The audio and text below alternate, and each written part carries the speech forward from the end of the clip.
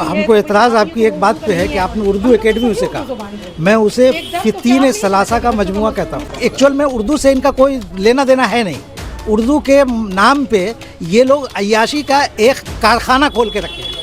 तो कभी वो लंदन से किसी को मंगवा लिए, कभी वो मिस्र से किसी हसीना को बुलवा लिए, किसी से कैबरे डांस करवा लिए, किसी से जो है उलाला करवा लिए। यही सब होता है वहाँ। ममता बनर्जी जी, उन्होंने उर्दू अकादमी का बजट 15 करोड़ करके उर्दू दां पर हम लोगों का बहुत बड़ा एहसान किया है। ये एक्स मिनिस्टर जो है ये एक्स ही रहेंगे।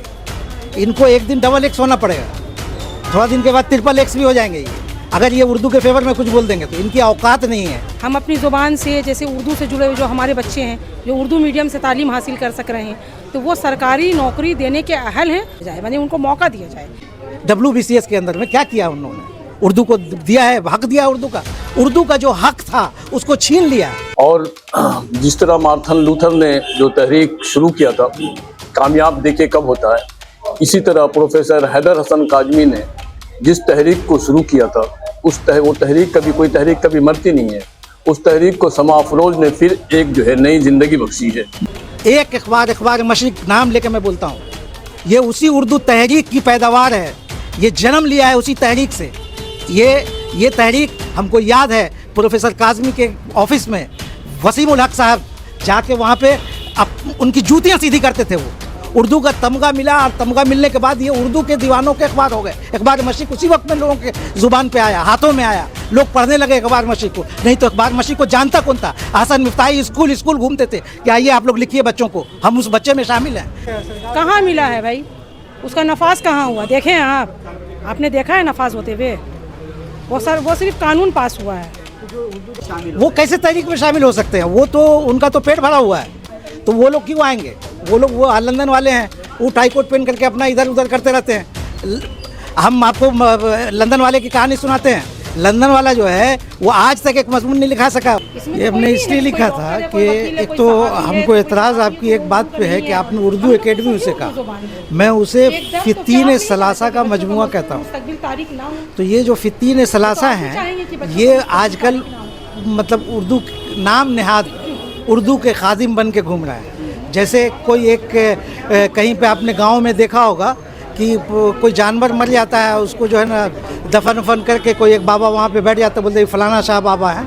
तो यही जो है ना यहाँ पे एक मज़ार बन गया है उर्दू का। ये उर्दू एकेडमी जो इमारत है एक मज़ार है, और उसके 3 खादिम हैं, सज्जादा नशीं।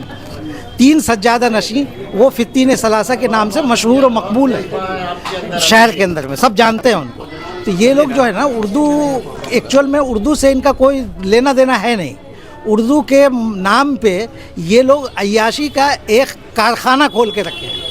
तो कभी वो लंदन से किसी को मंगवा लिए, कभी वो मिस्र से किसी हसीना को बुलवा लिए, किसी से कैबरे डांस करवा लिए, किसी से जो है उलाला करवा लिए। यही सब होता है वहाँ तो और कुछ बात होती नहीं है। अब साहिल जैसे लोगों को लेके आना, साहिल के एक शेर से वाकिफ नहीं होंगे वहाँ के फितीन सलासा। एक्स माइनॉरिटी मिनिस्टर का एक बयान आता है कि 15 करोड़ उर्दू एकेडमी को देकर मौजूदा सरकार ने उर्दू दां पर एहसान किया है। ये एक्स मिनिस्टर जो है ये एक्स ही रहेंगे।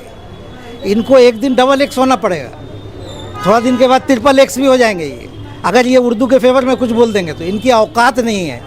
इनका बस इतना ही औकात है कि सरकार की जितनी तर्जुमानी कर सकते हैं, अपने पूरा मतलब खून दे चुके हैं सरकार को ये लोग, और खून के एवज़ में पैसा ले चुके हैं, ओहदा ले चुके हैं, वो ओहदा ले चुके हैं जिससे पैसे की बरसात होती है। तो ये लोग उर्दू के फेवर में कुछ बोलेंगे नहीं। उनका ये कहना था, वो हमने सुना था, आपने ही बाइट चलाया था उसको, वो हमने सुना था, और आपने बहुत अच्छा इंटरव्यू लिया था, बहुत अच्छा सवाल बहुत जहानत से किया था आपने कि जो है सरकार तो उन्होंने कहा कि सरकार सब कुछ कर रही है और उर्दू को ख़त्म नहीं किया। उर्दू को ख़त्म नहीं किया तो क्या किया है? ये क्या किया? उर्दू के साथ में क्या किया है? WBCS के अंदर में क्या किया उन्होंने? उर्दू को दिया है, हक दिया उर्दू का जो हक था उसको छीन लिया। और वो जो है सरकार की तर्जुमानी करते हैं। सरकार कोई भी हो, सरकार को तो हम बनाते हैं, सरकार को हमने ही बनाया था। आज भी हम लोग वोट देते हैं, कल भी वोट देंगे, लेकिन अगर हमारे साथ नाइंसाफ़ी होगी तो हम लोग सरकार को उतारना। और ये उर्दू है, उर्दू का मानी इनकलाब है। आज जब यहाँ इनकलाब आएगा तो 34 वर्ष की सरकार उखड़ गई थी, याद होगा, किसी को नहीं याद होगा। कलकत्ता की सारी दुकानें बंद हो गई थी और पूरे पश्चिम बंगाल से उर्दू के दीवाने परवाने चले आए थे कलकत्ता शहर के अंदर, धर्मतल्ला के अंदर में। ये आज की मोहतरमा चीफ मिनिस्टर जानती है ये बात को। और उसमें एक बात और बता दें आपको, एक अखबार मशरिक नाम लेके मैं बोलता हूँ, ये उसी उर्दू तहरीक की पैदावार है। ये जन्म लिया है उसी तहरीक से। ये तहरीक हमको याद है, प्रोफेसर काज़मी के ऑफिस में वसीम उल हक साहब जाके वहाँ पे उनकी जूतियाँ सीधी करते थे। वो उनकी जूतियाँ सीधी करते थे कि सर कुछ कीजिए, सर कुछ कीजिए, सर कुछ लिखिए। लेकिन जब और डेली तस्वीर छपती थी प्रोफेसर काज़मी की उर्दू तहरीक के वसीले से, और छपने के बाद में जब अखबार जब मकबूल हुआ, उस वक्त में आज़ाद हिंद के सिवा पढ़ता कौन था? आज़ाद हिंद हुकूमत की तर्जुमान थी मार्क्सवादी कम्युनिस्ट पार्टी की, उसकी तर्जुमान थी। और ये जो है उस वक्त में बगावती तेवर अपनाए थे ये, और उसमें मिल गया उर्दू का तमगा इनको। उर्दू का तमगा मिला, और तमगा मिलने के बाद ये उर्दू के दीवानों के अखबार हो गए। अखबार मशीक उसी वक्त में लोगों के ज़ुबान पे आया, हाथों में आया, लोग पढ़ने लगे अखबार मशीक को। नहीं तो अखबार मशीक को जानता कौन था? हसन मिफ्ताही स्कूल घूमते थे कि आइए आप लोग लिखिए बच्चों को, हम उस बच्चे में शामिल हैं जो कहानियाँ लिखता था उस ज़माने में। सर एक आखिरी सवाल ये होगा कि निशस्तों में, मुशायरों में काफ़ी शौरा की तादाद देखी जाती है, लेकिन आज की जो तहरीक छेड़ी गई है, एक मीटिंग रखा गया, इसमें ना के बराबर लोग शामिल हुए, उन शौराओं को क्या मैसेज देना चाहेंगे? ये जो शोरा है, ये आपने ऐन लगा के शोरा बोला है, ये एक्चुअल में शोर है, शोर। शोर ऐसा शोर है ये कि सिर्फ वो अपने ही गाते हैं, अपने ही सुनते हैं, उनका सुनने वाला भी कोई नहीं है। समझ गए ना? उनका सुनने वाला कोई है नहीं है ना, वो इस तरह की शेर गोई वो जानते हैं। थोड़ा बहुत बहर औजान वज़न उज़न बटखरा उटखरा कहीं से ले आते हैं, कहीं से तराजू ले आते हैं, किसी का मांगा हुआ और वहाँ से वो शायरी वारी करते हैं। बाकी कुछ इनको पता होता नहीं। 2-4 आदमी हैं कलकत्ता में जो शायरी करते हैं, जानते हैं, उसके रमूज़ को जानते हैं, लेकिन अच्छे शायर नहीं हैं। अच्छे शायर वो भी नहीं है, लेकिन रमूज़ जानते हैं, वो रमूज़ और निकात से वाकिफ़ हैं वो। और ये जितने भी शोरा हैं, इन्होंने किसी भी उस्ताद शायर का कलाम सही ढंग से पढ़ा ही नहीं है, इनको पता ही नहीं है शायर कौन थे, फिराक कौन थे, फैज़ क्या थे। और उसके बारे में बड़ा बड़ा सेमिनार होगा, तो यही शोरा जो है सेमिनार में कहाँ से चोरी करके लेकर के आकर के बड़ा मकाला नहीं, उसको मुंह काला करते हैं। सवाल मेरा ये था कि जो शोरा मुशायरों में बड़ी बड़ी रकमें लेते हैं शायरी पर मुशायरा पढ़ने के लिए, अपनी गज़लें सुनाने के लिए, वो शोरा ऐसी तहरीक में क्यों नहीं शामिल? वो कैसे तहरीक में शामिल हो सकते हैं? वो तो उनका तो पेट भरा हुआ है, तो वो लोग क्यों आएंगे? वो लोग वो लंदन वाले हैं, वो टाई कोट पहन करके अपना इधर उधर करते रहते हैं। हम आपको लंदन वाले की कहानी सुनाते हैं। लंदन वाला जो है वो आज तक एक मजमून नहीं लिखा सका हो और लिख नहीं सकता। आप बैठा के अगर एक मजमून एक किसी भी लंदन की डायरी जो लिखते थे वो लंदन वाले, वो जो है उर्दू जो है, उर्दू से एमए किए हैं, लेकिन उर्दू का एक मजमून आप उसको दे दें, एक कोई टॉपिक दे दें और बोलिए आप 15 मिनट में 15-20 मिनट में आप लिख दीजिए या 1 घंटा में लिख दीजिए। अगर वो लिख दे तो उस दिन हम जूता पालिश, समीमा में जूता पालिश किया था ना, हम जूता पालिश करना चालू कर दें। देखिए, इस मीटिंग का मकसद ये है कि लिसानी सतह पर जो है हमारी हक तलफी ना हो।